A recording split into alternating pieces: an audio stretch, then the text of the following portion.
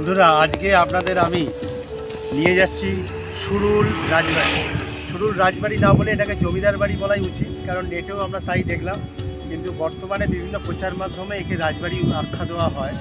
এদের মেন হচ্ছে এই রাজবাড়ির বৈশিষ্ট্য 290 বছরের পুরনো এই প্রাচীন রাজবাড়ি। এখন বর্তমান শরিকরা রয়েছে বাড়ির একদিকে, নাট মন্দির, দুর্গা মণ্ডপ সবটাই আপনাদের দেখাবো আমি যতটা গুগল থেকে এবং ইতিহাস সূত্রে জেনেছি। এর সঙ্গে এদের একটি বৈশিষ্ট্য হচ্ছে একসময় এদের ব্যবসা ছিল, অর্থাৎ যখন জাহাজ, মাস্তুল তোলা জাহাজ যখন সমুদ্রে চলতো, সেই মাস্তুল বা পাল সেটা এরা তৈরি করতো, সেই কাপড়টা এরা তৈরি করতো। এবং আরও বিভিন্ন ব্যবসা এদের ছিল, ব্যবসা বাণিজ্য করে একসময় এরা জমিদারিত্ব অর্জন করেছিল এবং কিনেছিল। বর্ধমান রাজার আনুগত্যে এদের জমিদারি বিস্তার লাভ করে এক সময়। একদিনের ট্যুর হিসাবে আপনারা এই জমিদার বাড়ি আসতে পারেন। কলকাতা বা হাওড়া বা শিয়ালদা থেকে যদি আসেন, তাহলে যে কোনো এক্সপ্রেস ট্রেন ধরে আপনারা বর্ধমান স্টেশনে নামবেন, সেখান থেকে বাই রোড আসতে পারেন, অথবা বোলপুর বা প্রান্তিক স্টেশনে নেবে, সেখান থেকে গাড়ি বা টোটো করে আপনারা বলবেন সুরুল রাজবাড়ি যাব। তবে শুধু রাজবাড়ি নয়, এর সঙ্গে আপনারা বোলপুরে কঙ্কালীতলা মন্দির দর্শন করতে পারেন। 51 সতীপীঠের একটি পীঠ, যেখানে মায়ের কাফন পড়েছিল। আমি এই ভিডিও সম্পূর্ণ আলাদাভাবে আমি আগেই দিয়েছি, আমার ইউটিউব চ্যানেলে আপনারা দেখবেন। আজকে 1431 সন, শুভ পয়লা বৈশাখ, নতুন বছর আপনাদের সবাই ভালো কাটুক, সুস্থ থাকুন, আনন্দে থাকুন। আমার সঙ্গে আমার ভিউ বাড়ানোর জন্য, আমার চ্যানেলকে সাবস্ক্রাইব করার জন্য আপনাদের অনেক অনেক অনেক ধন্যবাদ।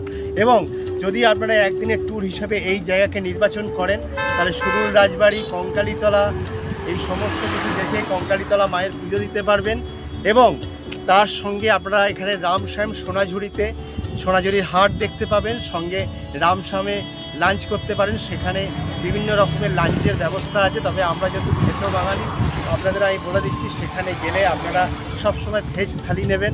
সেখানে ভেজ থালিতে ভাত, ডাল, আলু পোস্ত, এঁচড়ের তরকারির সঙ্গে আরও অনেক কিছু থাকে, এবং মাছ, মাংস সেগুলো আলাদাভাবে নিলে আপনাদের কর্তায় পোষাবে এবং সেখানে আপনাদের কোনো লস হবে না।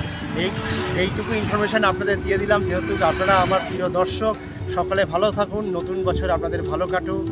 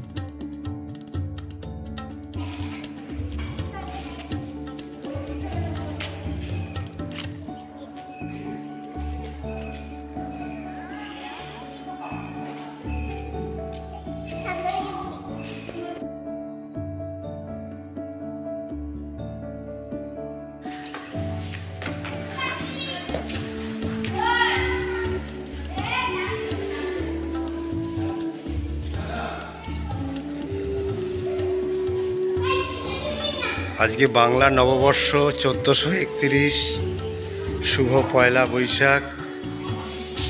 আজকের দিনে ভক্তদের জন্য, দর্শনার্থী বা ট্যুরিস্টদের জন্য বাড়িটা আজকে খোলা রয়েছে। রোজ খোলা থাকে না, পাশের বাড়ি থেকে চাবি নিয়ে খুলে দেখতে হয়। তবে বিশেষ কোনো দিনে যদি আপনারা আসেন, সেখানে বাড়ি খোলা থাকে, তখন আপনারা এই বাড়ি দর্শন করতে পারেন।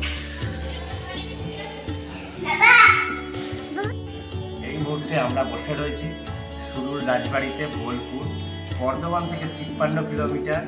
আমরা সকালবেলা গাড়ি নিয়ে এসেছি। আজকে অন্য কোনো যানবাহনে আসলে হয়তো এই টাইমের মধ্যে পৌঁছাতে পারতাম না। আমার মেন উদ্দেশ্য হচ্ছে এই রাজবাড়ির শুধু ছবি বা ভিডিও দেখানো না, এই যে বাড়ির ইতিহাস, এর সঙ্গে জুড়ে রয়েছে যে কলা, কৃষ্টি, যার অতীত ঐতিহ্য, আমি সেইগুলো এই বর্তমান প্রজন্মের মুখে আমি শুনে নেব। কিন্তু এখন উত্তরাধিকার এই রাজবাড়ির। দাদা, আপনার নামটা কি? আমি শরদিন্দু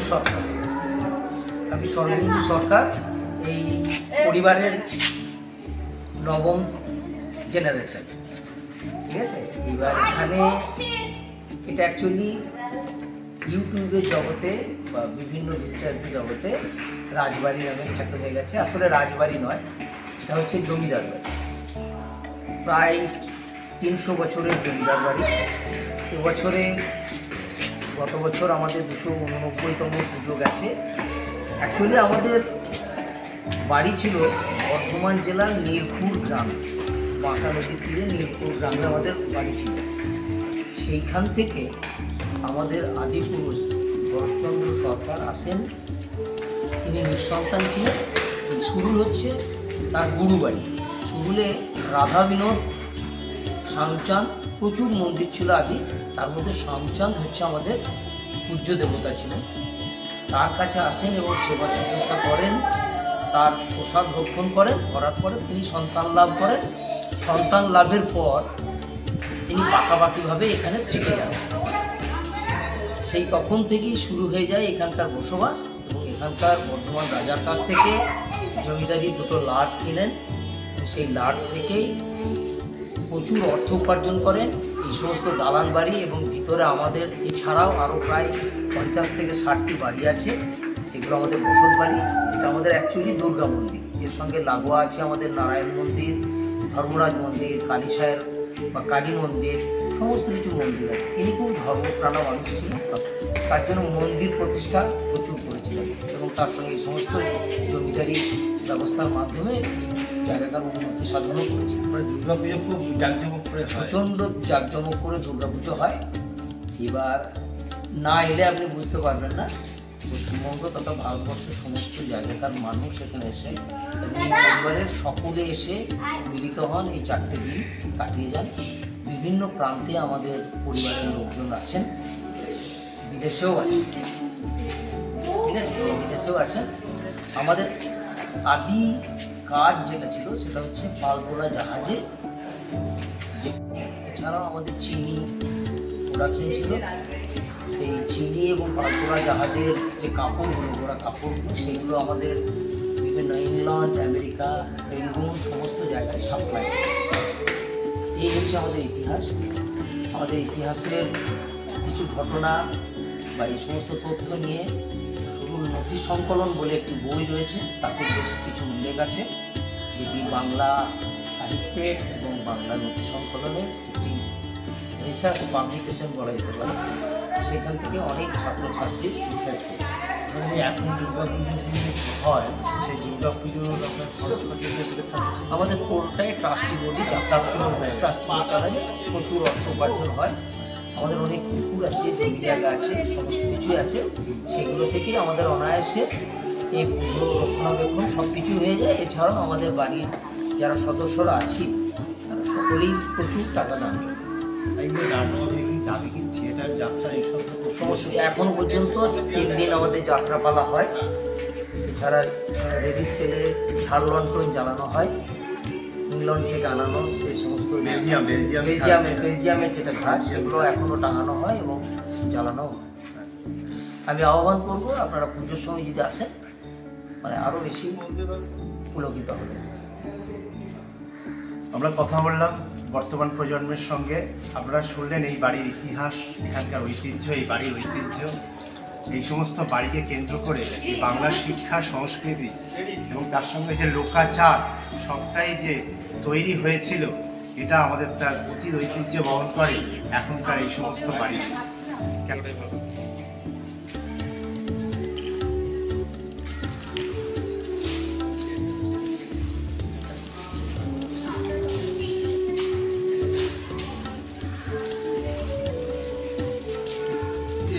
এই জিনিসটা সবার জন্য প্রযোজ্য, আমি না।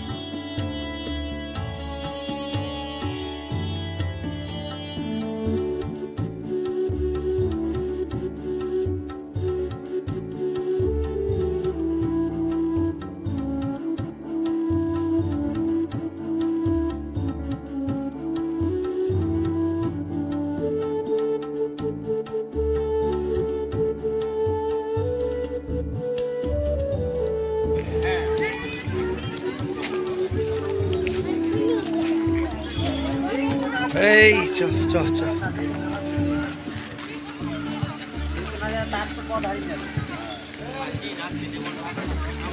সব পার্টি ভালো, মানুষ খারাপ।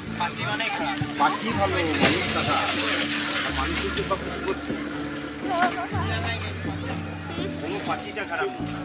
পার্টিটা কোথায় রে?